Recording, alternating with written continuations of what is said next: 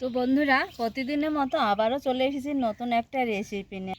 বন্ধুরা, আজকে আমি মাছের ডিমের এমন একটা সুস্বাদু রেসিপি তোমাদের সঙ্গে শেয়ার করব। আশা করছি খুব ভালো লাগবে। তার জন্য দেখো, বেশ কিছুটা আমি 200 গ্রাম মতো মাছের ডিম নিয়েছি।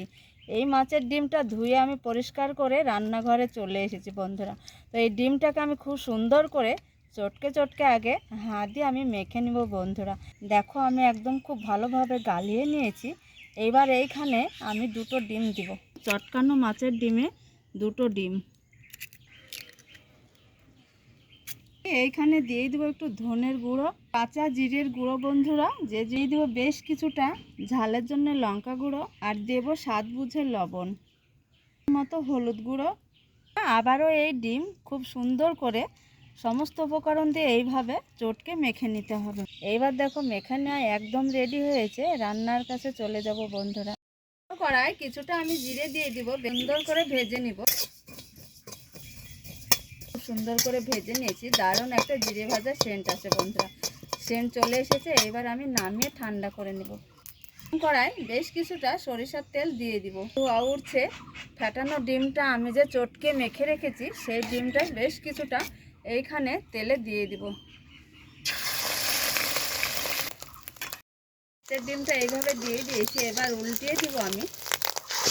এই যে দেখো, খুব সুন্দরভাবে উল্টিয়ে দিয়েছি বন্ধুরা। কিছু সময় দেখা যায় মাছের ডিম ভাজলে চটচট করে ছুটে চোখে মুখে পড়ে। বন্ধুরা, এইভাবে মাছের ডিমের রেসিপি একটু করে দেখবে, একদম চটপট করে চোখে মুখে ছুটবেও না। রান্নার পর রেসিপিটা খেতে দারুণ স্বাদ হয়, আর বাচ্চাদের খুব পছন্দ রেসিপি। বন্ধুরা দেখো, বাচ্চারা বুঝতেই পারবে না যে এটা মাছের ডিম বন্ধুরা। এইভাবে একটু রান্না করার চেষ্টা করবে। এবার আমি ডিমটাকে খুব সুন্দর করে খুন্তি দিয়ে কেটে নিব।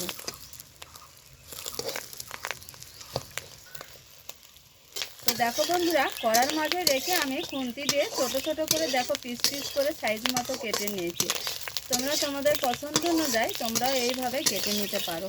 তো দেখো, ডিমগুলো ভেজে নিয়েছি। এবার তুলে নেবো একটা। বেশ কিছুটা সরিষার তেল দিয়েছি, আর এখানে আমি 2-3টা পেঁয়াজ ছোট করে কেটে নিয়েছি। দিয়ে দেবো একটু আদা চিড়ে কেটে রেখেছি। দেখো, আদাটাও পেঁয়াজের মতো কেটে নিয়েছি। বেশ কটা রসুন দিয়েছি বন্ধুরা, আর দিয়ে দিব একটু কাঁচা মরিচ। বন্ধুরা, এটা পেঁয়াজ, রসুন, আদা আর কাঁচা মরিচ সব একসঙ্গে খুব ভালো করে একটু বেরেস্তা করে ভেজে নেব। এটা আমি মশলা তৈরি করব, তার জন্য এইভাবে ভেজে মশলাটা তৈরি করব বন্ধুরা। এইভাবে একটু রান্না করবে, বেরেস্তা করে বেটে তরকারিতে দিয়ে খেয়ে দেখবে বন্ধুরা, খেতে দারুণ লাগে। এই যে বেরেস্তাটা আমি ভেজে নিয়েছি, এই বেরেস্তাটাই হবে রান্নার আসল মশলা বন্ধুরা। এটা আমি মিক্সচার জারেই তুলে নেব একেবারে। তো বন্ধুরা দেখো, আমি বেশ কিছুটা আলু সেদ্ধ করে নিয়েছি আগেই, যেহেতু আলু লাগবে এই রান্নায়। আলুটা তেলে দিয়ে দিব একটু লবণ। মাছ বরাবর দেখো আমি কেটে নিয়েছি। এইভাবে একটু রান্না করবে। বিশেষ করে তোমাদের কথা দিচ্ছি, রান্নার পর রেসিপিটার স্বাদ এতই দ্বিগুণ হয় বন্ধুরা। রেস্টুরেন্টে যেভাবে রেসিপিগুলো আমরা খেয়ে প্রশংসার নাম করি, এইদিকে ভাজা হবে আর ওইদিকে মশলাটা আমি পেস্ট করে নেব বন্ধুরা। আলুটা খুব সুন্দর করে একদম চটচটা করে ভেজে নিয়েছি। এইভাবে একদম কালার করে চটচট করে ভেজে নিতে হবে। এবার আলুটা একদম ভাজা আমার কমপ্লিট হয়েছে বন্ধুরা। আর আলু ভাজার কালারটা দেখো, আর স্বাদটা দারুণ লাগে। বেশ কিছুটা সরিষার তেল আবারও দিয়েছি, জিরে ফোড়ন দিয়ে দিয়েছি। আর আমি যে বন্ধুরা বেরেস্তা তৈরি করে রেখেছিলাম মিক্সচারে, সেটা আমি জিরে ভাজা দিয়ে পেস্ট করা মশলা দিয়ে দিয়েছি। কড়াই দিয়ে দেবো পরিমাণ মতো হলুদ, একটু জিরের গুঁড়ো, লঙ্কা গুঁড়ো। এই মশলাটা খুব সুন্দর করে কষিয়ে নেব বন্ধুরা। দেখো, মশলাটা খুব সুন্দর করে তো আগে বেরেস্তা ভেজে নিয়েছি, তারপর আবার দেখো পেস্ট করা মশলা কষিয়ে নিয়েছি। আর দেখো কষার পর কতটা সুন্দর হয়েছে। আর এই গ্রেভিটা কিন্তু খুব ভালো লাগে রান্নার পর। এই যে ভেজে রাখা আলুটা এবার দিয়ে দিব।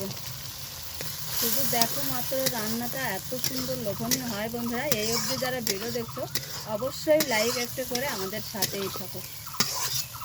তো যাই জলটা দিয়ে দিব বন্ধুরা। দিয়ে দিব ভেজে রাখা মাছের ডিমগুলো, দিয়ে দেবো স্বাদ অনুযায়ী লবণ, আর একটু জল।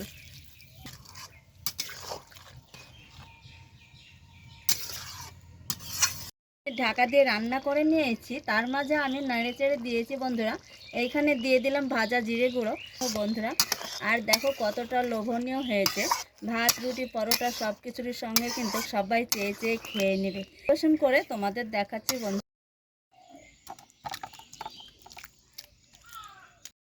তো বন্ধুরা, আজকে মাছের ডিমের রেসিপি তোমাদের কেমন লেগেছে? আশা করছি খুব ভালো লেগেছে। ভালো লাগলে তোমরা লাইক কমেন্ট শেয়ার আর চ্যানেলটা সাবস্ক্রাইব করতে ভুলো না বন্ধুরা। আর তো পরবর্তী রেসিপি নিয়ে তোমাদের সঙ্গে দেখা হচ্ছে।